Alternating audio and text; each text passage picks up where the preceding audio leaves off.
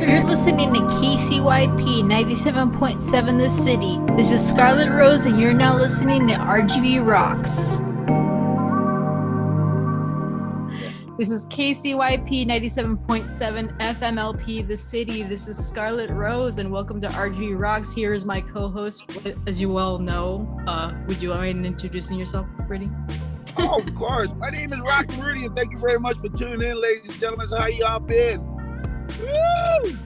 And okay, so let's get the show started already. So to the people that don't know who we are, what we do, RGV Rocks is a radio show and now an online podcast dedicated to the local talent, events, and all the wonderful people in the RGV, such as you and I.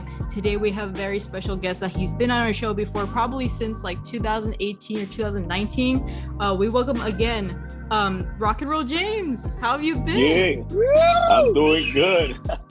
Just here in South Texas, north of Edinburgh, and out in the country. And just thinking about the last time I was there with you guys, I actually went to your studio in downtown McAllen on Main Street, that old library that they restored into it was some type of a building for arts and creativity and all that, right? Yeah, it's the McAllen Creative Incubator for people that don't know like what James is talking about. Yeah.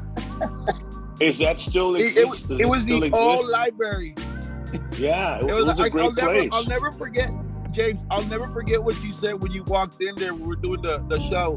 One of the first things you said was, "I never even came in here when it was the library." Yeah. Oh man. But it was an awesome little experience there, hanging out with you guys. And is that place still open? And is it still do the same it's thing? still open. Yes, What's it called? I think that there's still art walks going, still happening actually. Now I think about it, I don't think the recent one is happening though because it's canceled for some reason. But usually it's like every single month that they do them. Mm-hmm. Yeah. Yeah. And I remember there was like some sort of church thing going on there as well that time that I went, because there was a little stage in the middle and there was a lot of chairs and stuff like that. Yeah. They're still there. The church is still there. I don't remember the name of the church that went in there, but they're still there. Mm-hmm. But they've got this new lady there that does that Anita girl. Remember that Anita girl that we interviewed? That she does that ballet dancing and stuff like that. Oh, and I'm trying to pronounce her name. It's Angelica, right? Angelica, yeah. She's from Greece. That lady from Greece married this man and moved over here to the States, and then she opened up her own little dancing art studio type of thing, and she was real cool. But you know what? In Greece, let's forget about all those. Well, hold on. In Greece, it's Angelica. And in the valley is Angelica. Yeah. That's why I was trying to pronounce it, because I'm recently practicing Spanish because I'm on my last term for Spanish, and I'm like, okay, I can't learn. Yeah, I know. You have to learn Spanish. You have to be bilingual in the United States of America nowadays. And if you really want to learn real good Spanish, just keep going to Reynosa. I know. Yeah. You know those TikToks where it's like no sabo, like the kids? Uh-huh. Okay, so there's this thing on TikTok that's what's it called? These kids that don't really know Spanish. So they know like some sort of Spanish, but they can't speak fluently in Spanish. So they just have like chopped up sentences. They're called like no sabo kids. I've seen it. There's so much going on TikTok. I mean, how did we keep up with that stuff? I mean, I've heard some people that say they get on TikTok and before they know it, an hour has passed. And I'm like, I'm on it for like a minute or two and then I'm out. It's like, it's okay, but there's something that people are very, very, that gravitates people towards that particular forum. It's crazy. Yeah, especially with this new day and age. I think it's because it's just the pandemic, I think, because a lot of people really didn't pay attention to like YouTube as much. Well, I mean, they did, but like now TikTok is trending. So I feel like social media apps like that capture your attention right then and there. I feel that they've gone up over the years, especially since like the pandemic started. What do you all think about the censorship that goes on with like Facebook and Twitter and like Neil Young wanting to, you know, censor Joe Rogan, and, you know, demanding that Spotify take his music off. And so Spotify, instead of taking Joe Rogan off, took his music off.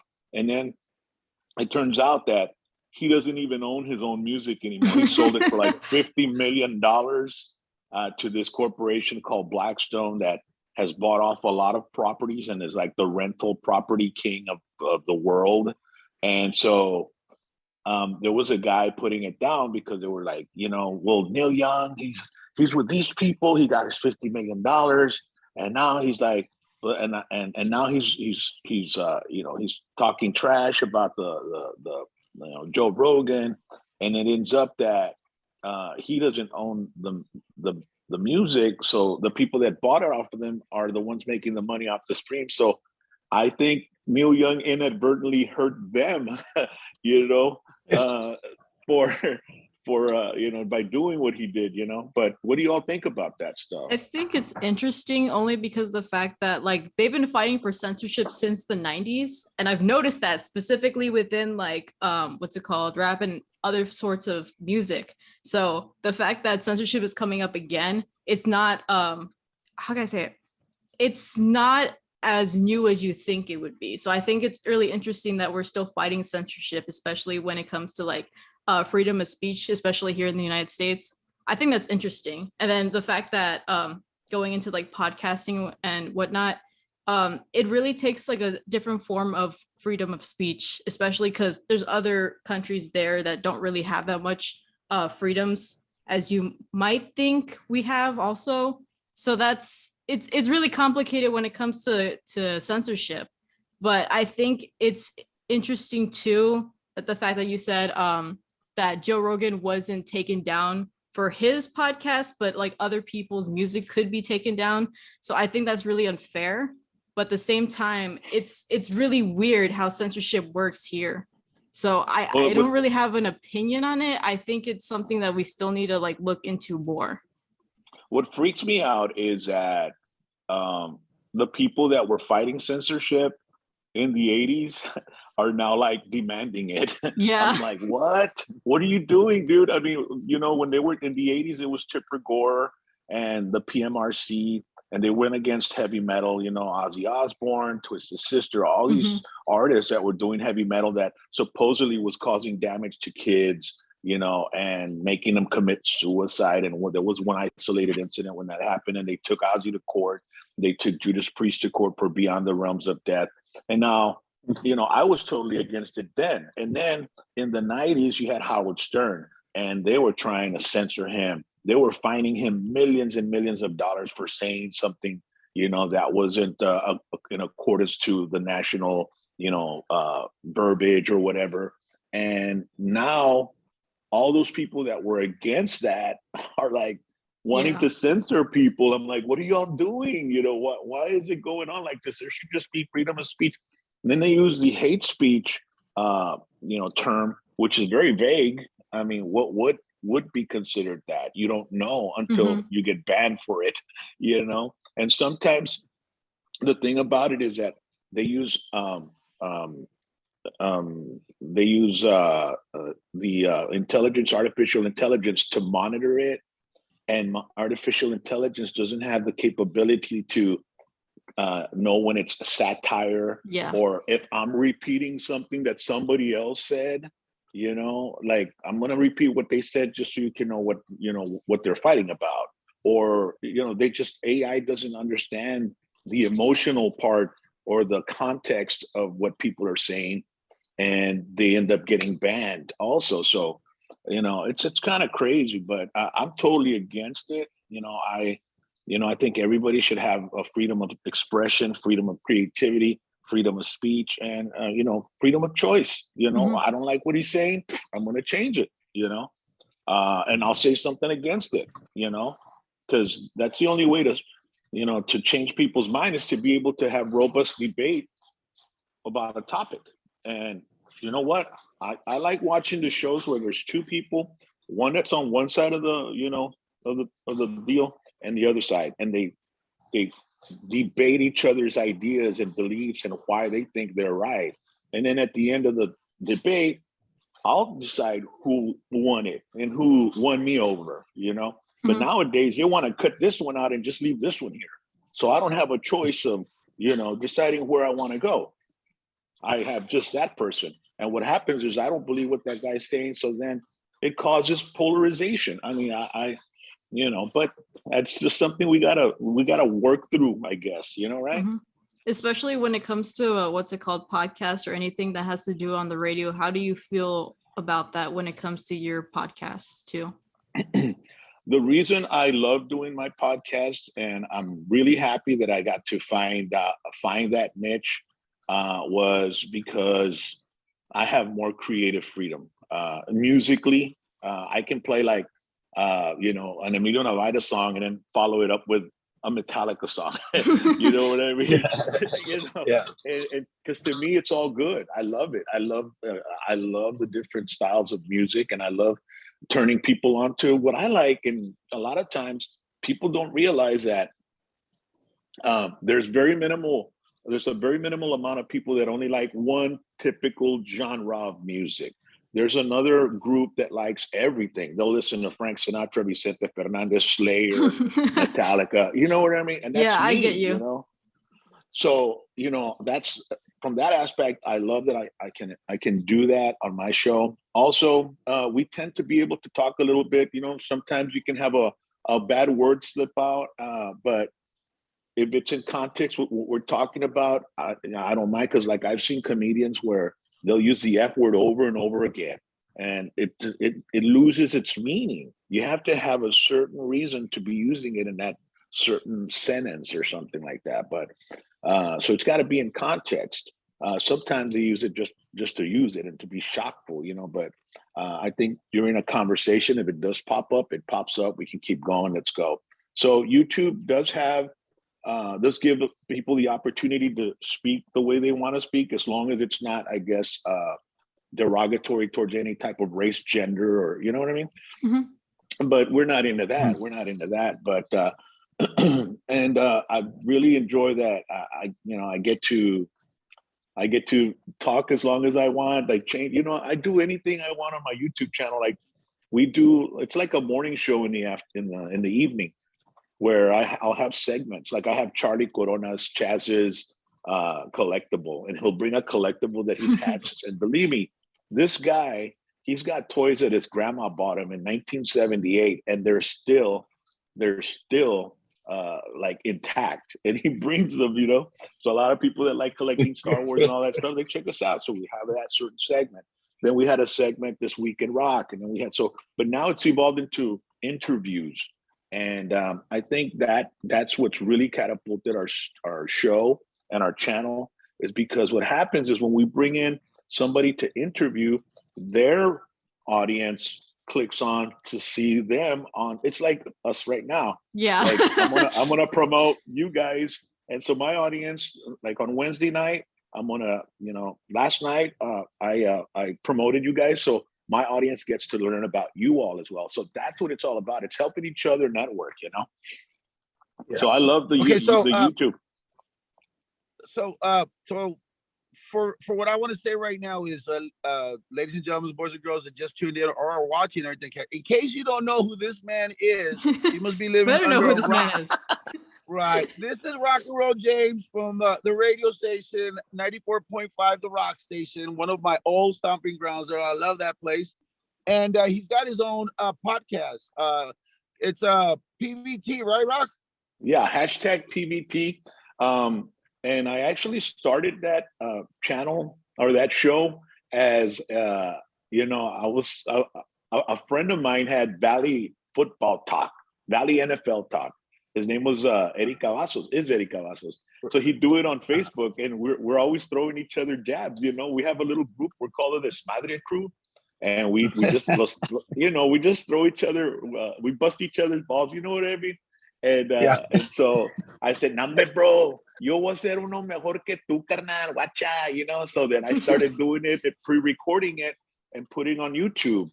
And I would do highlights of the NFL games, and I'd say it, and I'd describe them in my lingo, like, watch el Dag vientó la bola y la capoteó, 80-80, no me queda, tira todo hasta el touchdown, papá, asústame one time, you know what I mean?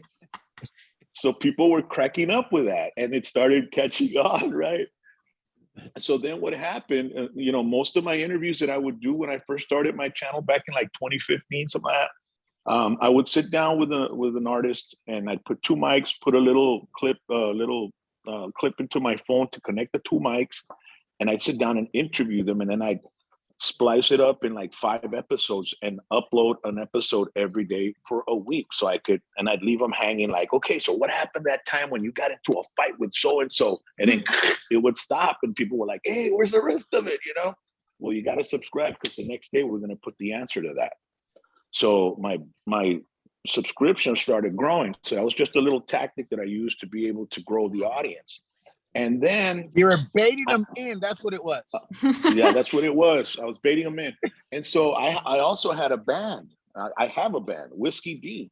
And in 2019, from August to the end of November, we're touring nonstop every weekend. We're in Dallas, we're in El Paso, we're in Lubbock. So I get off of work on Friday, and at 7 p.m. we're on the bus, the tour bus, and we're heading to the show. We get home Monday morning at 4 a.m, and I'd be on the air at 6 a.m. So that was every weekend from August to the end of November. And I was just looking towards the end of November. I was telling my wife, you know what? After November, we're taking a break. We're gonna take it easy, because we're just burning the midnight oil in the candle at both ends. So what we did was, I told her, in 2020, we're going to spend time. We're going to go to the bike rallies and enjoy them. We're going to go to a concert. We're going to go we're going to enjoy life, and we'll get a few gigs here and there. So at the beginning of 2020, we had about 4 gigs already set up for the year. And then in March, boom, shutdown, right? There was a shutdown. They shelter in place. The pandemic came in, COVID. It was really creepy, really freaky, where you couldn't leave your home. And if you did, you have to have an essential card to show that you're an essential employee and stuff like that, and or an essential worker. So I told my wife, we were sitting at the house and twiddling our thumbs like, well, we're not used to this. We're used to doing something. I said, why don't we go live on my YouTube channel and see what happens? So my wife sat down with me. I connected the 2 mics. I put a live stream on YouTube, and the response was remarkable, dude. I mean, the people were on the chat, and all that was going on through my mind, because my wife was my first interviewee, because she's a teacher. She's a teacher, and the teachers were told no more school, and how are they going to do this, and virtual learning and all this stuff. So I thought it was something of interest for people that are barely falling into this shelter in place deal, right? So she was my first interviewee, and I saw the response. But while I was interviewing her and seeing the chat, I was thinking, wow, there is something to this. We can build on this. Let's see what we can do. So little by little, we started investing in microphones, and we started investing in the background. So what I do is, when I watch YouTube, I don't just watch it for the entertainment of it. I'm analyzing every single video I see, and what they do, how they do it, how they edit it, and then I look at their information. How many subscribers do they have? How many views do they have? How long has it been for them to get that amount of views? So I look at the date when it's posted. I look at the views it has, and I try to calculate, okay, how can I do this? How can I be at that level? So I try to incorporate a lot of stuff that I've learned and I've seen, and I see some of the podcasts that come out on YouTube, and I see the backgrounds, I see the microphones. So little by little, we started building our studio up to make it look cool, you know what I mean? And we started, like I said, with Rockin' Chaz. We started the show on Facebook, and we moved it onto YouTube. And we had segments like the Rockin' Poll. Who's better, Eddie Van Halen or Jimmy Page? And we let the people, the audience, engage. All right. Because that's one big key to, building your audience, is having them engage. giving them something to, and everybody likes to opine on things, right? Everybody's got their opinion. So we started slowly building. Then I got my wife involved. We got the Switcher Studio, which is a software where you can bring in images, put in the chyron at the bottom with the name of the person that we're interviewing. And she started messing with that, and she started liking it, getting real creative on it. Then my daughter came in, and she was the one handling the chats, the questions. And then my son would come in, and we'd talk about sports. We had a little sports segment. So before I knew it, I had my whole family in the show with me, and everybody was really getting into it. They were enjoying it. And then we started working on some sponsors. And I said, look, if we get some sponsors, we can get in some revenue, and we can be able to invest in the show. So, the sponsorship has just been amazing. We're now in a new studio in Edinburgh, Texas. We've been bringing in some great artists. Have you all seen Queen of the South, the show Queen of the South? Yes, I've seen it. I was gonna say something. Oh my gosh. I was gonna tell you Boaz was on our show. He was. We did an interview with him too. With what's his name from the Queen of the South? Yeah, JT Campos. Him and what's his name? The guy that came out in what was that called? The guy that played was it Crucito, the one that came out in the movie Blood In, Blood Out? Oh yeah, Miklo, or no, the Jesse Borrego. No. I did an interview with him too. They were there at the Hidalgo fanfare or whatever when Miklo came down. Yeah, and they were in Edinburgh.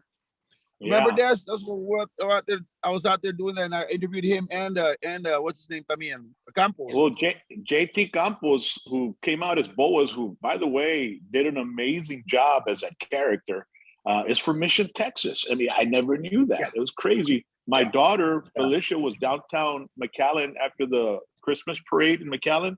She went downtown because she was on one of the floats because she's now working with us at the station. And she sent me a text like, Dad, do you know Boaz? I go, hell yeah. And she goes, he's here. I go, what? Tell him I want him on the show.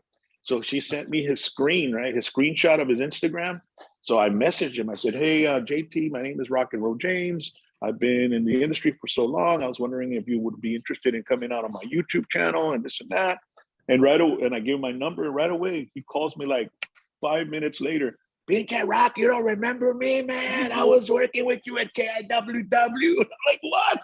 You don't know how much of an inspiration you've been to me, man. I was like, holy smoke, this guy knows me. So, man, from there on, he came in, and the shows that we've done on our YouTube channel have become epic. It was really awesome. And now he just comes and when he's down, he'll call me and, are you on tonight? Yeah, I'm going to show up. So he just shows up, and we have an open door policy for him, man. He's a great guy. He is. He's a real good guy. Both of them were, as a matter of fact. I mean, not to lie. Man. James, Rock and Roll James, I want to go ahead and ask you here real quick. I know that you're just an all-around type of guy. You've done the ring announcements. You've done announcements at games. I know you do a lot of bodas, also, weddings and quinceañeras or whatever, and you just all over the place. Every time that I put on Facebook, I mean, I always see you working out. Look, at the age of 54, you're flexing your muscles. You look at that. Yeah, you see that? Hey, but you know what? One of these days, me and Destiny are going to go to your house because I want some of that popcorn back there, Yeah. and then we're ready to play, bro. Too, bro. Oh my God. You better bring your money, bro, because you're gonna lose it. But what I was heading with this, I've known you for such a long time. We've been good friends for such a long time and everything. My biggest thing with you is I love the idea that you also joined in the TWL, the wrestling, and you were wrestling the comedian guy. Was it Mario, right? Yeah. Mario. And the deal was the loser has to get a haircut. Oh yeah, I remember that. That was posted on your Facebook a while back. We can see who was the one that lost. But wait, hold on. It wasn't the loser. Wait, it wasn't the loser who would get a haircut. He'd have to shave his head off. Well, the thing about it was, I didn't get to go to the show to see it, but David Leja, which is one of the people sponsoring the TWL, TKO, sent me, TKO David Leja. He sent me a clip. Did you pick Mario up and actually body slammed him? No, I used the forklift. No, just kidding. No, actually, no, it wasn't.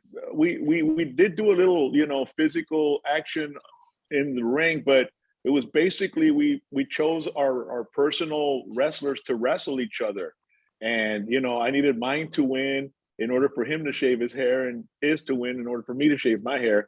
But it's on my YouTube show. We have everything from the beginning of the challenge, when I'm in the audience and Mario Mario says some shit, and then we get it on, and then it builds up, and we did promos. I did a promo with a Trump lookalike, and no, Mario. So I was like the heel guy, Mario's and then they showed Mario working out, lifting a tire, and I put music. I was gonna say that. I saw that.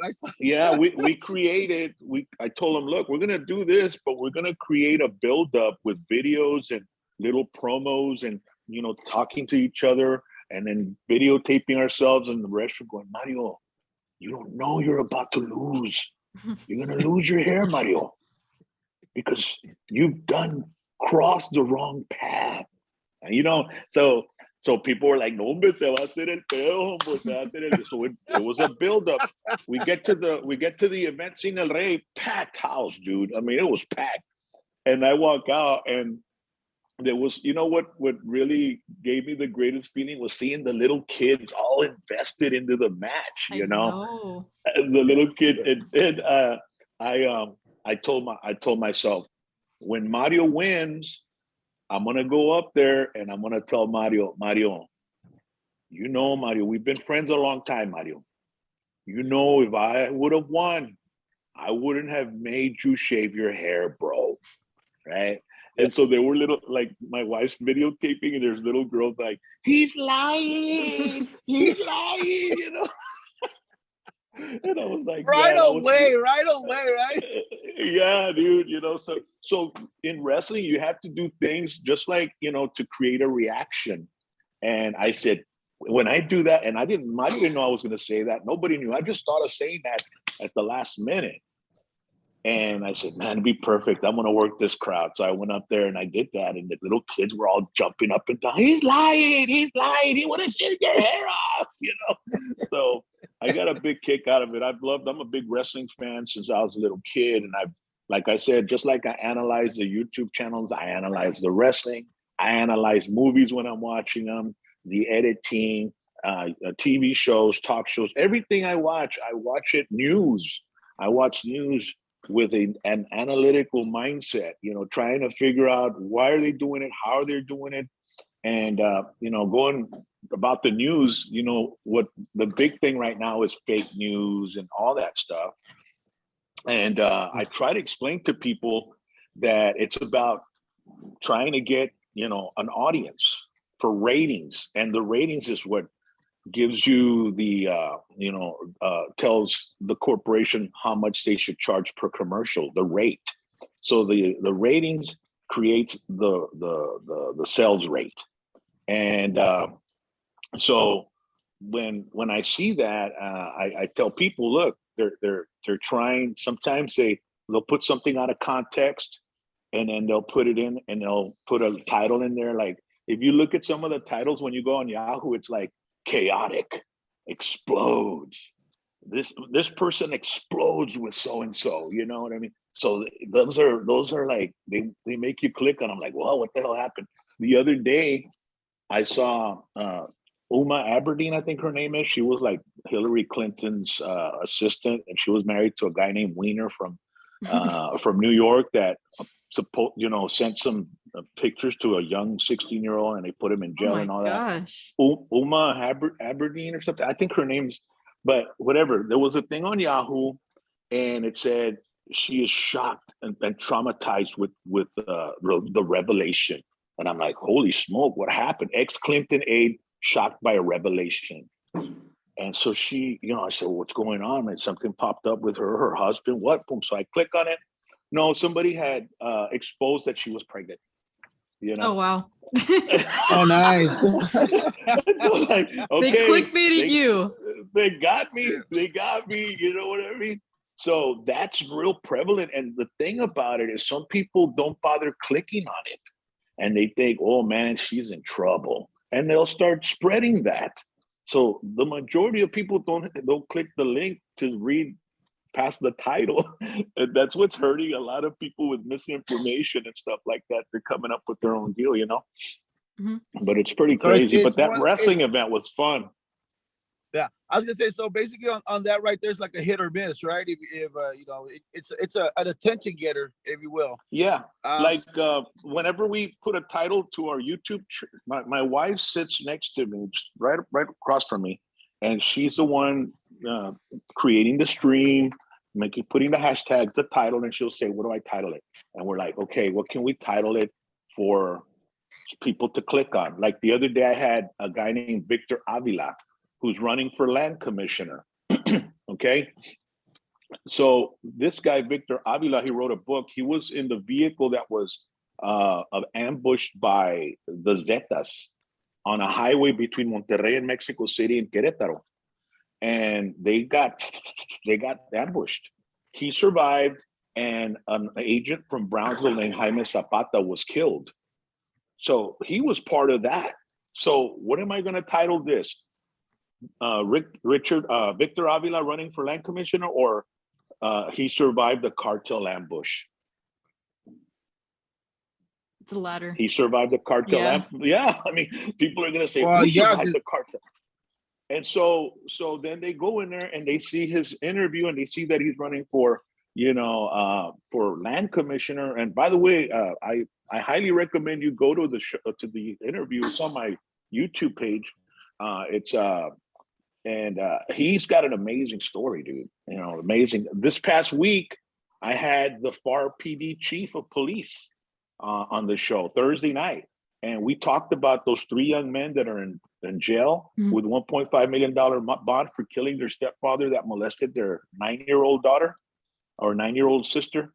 So there's so many things going on social media that have nothing to do with the whole situation. So I brought in the chief of police and he explained the facts. This is what we got. This is where it's at. So people were in there putting on their own, opinion about it, but that's what we want. We want engagement. But I just started because usually I was just dealing with people in entertainment, business, but having, people that are candidates running for certain positions in politics is also good, because I think people should know who they really are. Where are they from? What was your childhood like? Did you go to school here? And that way people can get more familiar with the candidate, and they can know whether they want to, vote for that person or not as well. So I'm starting to go into that realm as well. And of course, any side is welcome on my show, whether it's Democrat, Independent, Republican, conservative, it doesn't matter to me. Come on in, let's talk. Let's see what your mentality is. I find it very intriguing to learn about people. James, speaking about your show, when is it before we go? It's Wednesday nights at 8:00 p.m. live. We go on live, and then Monday, Tuesdays, Thursdays, and Fridays we'll put in like clips, like the Joe Rogan clips, those little clips that he puts, and then it makes you want to see the whole thing, and you go on there. So I do little clips, and I try to be as creative as possible to make them to where people are going to see them and go, man, I want to see the rest of this. But I do also, I was doing Tuesdays, Wednesdays, and Thursdays. But at the beginning of the year, I told my wife, you know what, we need to do one day and really just, take it easy, because we're overworking ourselves. We have full-time jobs. So we did that. But sometimes I'll get a call. Hey, like the chief of police, he called me, hey, man, this is happening. I did a press conference on Sunday, and man, I really need to get the word out on what's going on so people can stop, with their false, information. I said, yeah, okay, well, let's do it Thursday. So Thursday I have free in case something pops up. I'm also doing some shows on Friday and Saturday this month in February. On Friday the 11th, I have a Tejano artist from Austin, Texas, who was originally from Brownsville. That was real close to the guys from Oz. And so he'll be here. And the reason I have him on Fridays because he'll be here to perform Friday night at a club. So that's when he's here. So I said, yeah, okay, we'll do it. And then on the following day, I'm bringing a guy in from Laredo named Roel Martinez, who back in the 90s was like the Emilio Navaira of Laredo, you know? And I remember seeing him back in the day. So I'm bringing him in so people can find out, hey, he's still around. He's still playing. He's still doing something. And he was part of the 90s, you know, big 90s Tejano era where everybody was getting $1 million paychecks, you know? So it'll be interesting to talk to him as well. And then I've got Jesse Turner at the end of the month on Wednesday, the last Wednesday. Yeah, he'll be with us as well. We did an interview with him. He's a good guy. It's real good. Talking about artists and stuff like that, I think one of the greatest interviews that you've ever done would have to have been with La Reina de Tejano, Salina. Yeah. I remember those days. Man, Rocky, you and I go back so far, but yeah, I remember the interviews. I remember the bean incident. You know, was that because stuck on your teeth? Bro, you just, I mean, an amazing work that you do, Rock. I mean, you know, your professionalism is above and beyond. You're very, very inspirational. You're a very great motivative speaker too, by the way. I've heard a couple of your speeches at times and stuff. But you know what? From the way it was back in the day to the way we are now, man, your professionalism has gone up big time. You know, I know that. How could I always tell me and Scarlet Rose there, Destiny, we always tell each other, you know, we're famous, but we're not rich. We don't make millions of dollars or if any, you know, since it's been like that for you, so great and everything. And it's good to see that your success has gone higher and higher. With the Whiskey D, when is the touring going to start again with those guys? Or are you already doing it? The first show we've got this year is on the 15th of April. It's going to be in Alamo at a place called The Landmark on Tower Road. And it's like a food truck park, and it's got an outdoor concert stage. So we're going to be playing there with a local 80s band called the Spinoffs, which, by the way, 3 of the members of Whiskey D are in that band. And so, yeah, I mean, I told the guys, hey, why don't you hire? And the reason I recommended the Spinoffs is not just because the 3 guys are in my band, but because they're so aggressive on social media. You know, I mean, they build up an audience on social media, and when you want to do a concert, you want to hire bands that have that, because that way they'll get the word out to all their people and other people that they're performing at that venue. So it gives the venue a promotion, you know. And the same with us, Whiskey D. When you hire Whiskey D, you're hiring an advertising agency, because we create videos, we create pictures, we create ads, and then we market them as well, and we brand them. And we're going to be playing. We're both going to be opening up for a premier Metallica tribute band called the Four Horsemen. So you're going to have heavy metal, you're going to have Texas outlaw Southern rock, and then you're going to have 80s music. And the promoter said, you think that'll work? I'm like, dude, you're bringing in 3 different audiences, you know? Yeah. You're bringing in the big metal audience, you're bringing in the audience that loves our stuff, and you're bringing in the audience that loves the 80s. So that's going to triple your audience. So I'm a strong believer that when you go to a concert and every band sounds the same, playing the same type of music, you know, it's like you're going to shrink your audience to just that genre. But if you notice, a lot of the festivals going on nowadays, they have a big, different, eclectic lineup, to where it attracts different audiences to come as one and enjoy everybody. You know what I mean? Yeah, of course. Exactly what you mean. Scarlett Rose, did you have any questions you want to ask? Actually, speaking of which, we went totally off the show, but we I know that, but I was gonna ask, do you have any shout outs before you leave, because we're already cutting it close. What I thought we were gonna be here all day. Yeah, right. I thought so too. I was so enticed by like all your stories, and then like what's it called, and like all your what's I went off. But knowledge. There we go. You know, you made her blush, Rock. You made her blush. I'm gonna tell your wife. This is just the tip of the iceberg, actually, boy. We could be here all day long and talk, you know. But that's what you said the last time you were at the show in the studio. The same thing. This is just a little smidgen of what I can do. Right? Yeah. That's another reason that I started the YouTube shows, because I have a wealth of stories, and it was weird because I don't just believe that you have to be an artist or a singer or a musician or a movie star, or a politician to be on my show. Everybody has a story. I remember I was at this place called Ray's Auto Parts in Donna, and I was hanging out there with my brother-in-law and my father-in-law, and there was a guy named Arturo Montes who I've known since 1985. And he was, one of those Tejano artists that never really made the $1 million deals in the 90s, but he was one of those constants that paved the road for those guys that did, And I used to see him a lot at a club I worked at back in the mid 80s called Studio 4 in Harlingen. His name's Arturo Montes. He had a band called Ternura. So he walks behind me and he tells my father-in-law, a lo mejor un día estoy suficiente popular y famoso para estar en el programa de mi rock, right?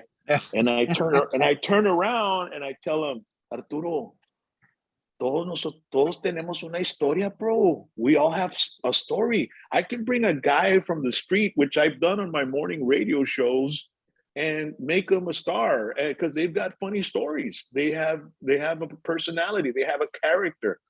It doesn't necessarily have to be someone famous. There's people that interest me that are just regular people that work. A contractor will, or a construction guy that puts a brick wall, a bricklayer. I mean, everybody has stories. You know what I mean? And to me, they all intrigue me, and I want to learn about all of them because I'm one of those guys that likes to absorb all the information I possibly can in order to be able to talk about stuff. Great. So and that's what we do before here. Before I let you go, I told Arturo, right, that ¿sabes qué? Vamos a hacer un show, Arturo. After I told him that everybody has a story, I told him, so vamos a hacer un show. Dijo, está bueno, yo te hablo esta semana para hacer un show. So we can set a date. He passed away that week on the way to Monterrey from a heart attack, and I never got to interview him, bro. And I told myself, I need to get these old school guys in as soon as possible so I can document their history, and people can always remember them, because a lot of the guys, you've got little Joe, who's 83. You've got Mr. Quintanilla, who's 83. You've got Ruben Ramos. All these guys, these golden era, Tejano artists and musicians are in their 80s, dude, late 70s. And, I want to have them on the show and I want to learn about their lives because they really struggled with their upbringings when they were growing up as young kids. It was the 40s and 50s. They were Hispanics, it's interesting. I'm sure that it would be awesome to have them on. Of course. Our next goal is we're trying to see, we're going to have one of your crew members, Ray Avila, next month in February. We got him scheduled. We're going to do an interview with him, but I'm trying to see if I can get Mr. Entertainer, Carlos Guzman. Mm-hmm. That is one of the leyendas that I want to try to get on the show too. So I've been working on that one. But Ray Avila is going to be real interesting to interview, man. I went through a bunch of his stuff that he's and that I talked to him the same day I talked to you, Brock. And that guy, I'm talking like within. I text him, hey, Avila, this is Rock and Rudy, 97.7 of the city. We want to interview you and stuff like that and talk about your great career and stuff. And then I send him the text, and I think he just went zoop. Like, what? He was on the phone. Do you remember me? I remember you way back in the day when you were with Q94.5. I was doing sound and stuff. I'm like, Ray, honestly, I can't remember. Then he sent me a picture of himself, and I'm like, oh my God, El Mocoso, I remember him, right? Like that, cool.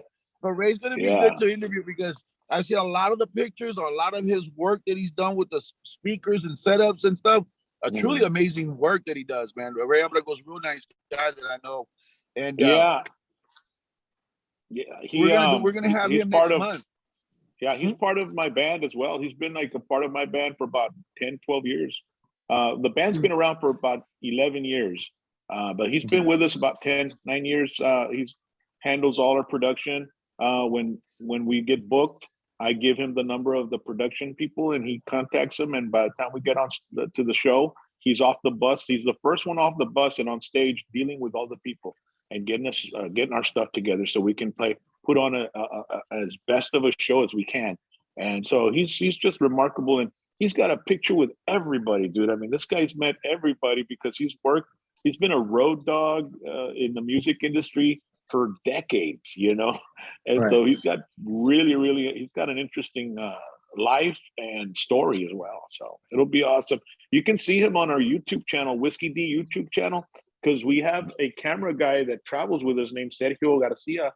He's got Sergio Garcia Films. He's an Emmy Award winner and works with a local Spanish television station as a cameraman as well.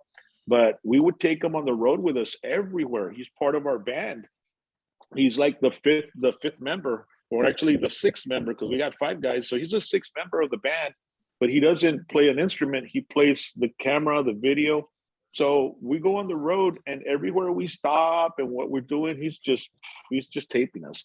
And then he gives me the footage, and I create documentaries of our road trip, and I upload them to our Whiskey D. There's one where I'm trying to back up the bus because I'm my own bus driver, right? I'm backing the bus up in Corpus into the concrete street amphitheater backstage, and it's like, whoa, it's hairy, dude. But you know, it's cool when I see it back. Like, holy smoke, how did I do that? You know, but it's really cool. If you want to go to our Whiskey D YouTube channel, you can see all that stuff as well. Mm-hmm. You got any social media you want to throw out there so how people can get a hold of you just in case they need you besides calling the radio station?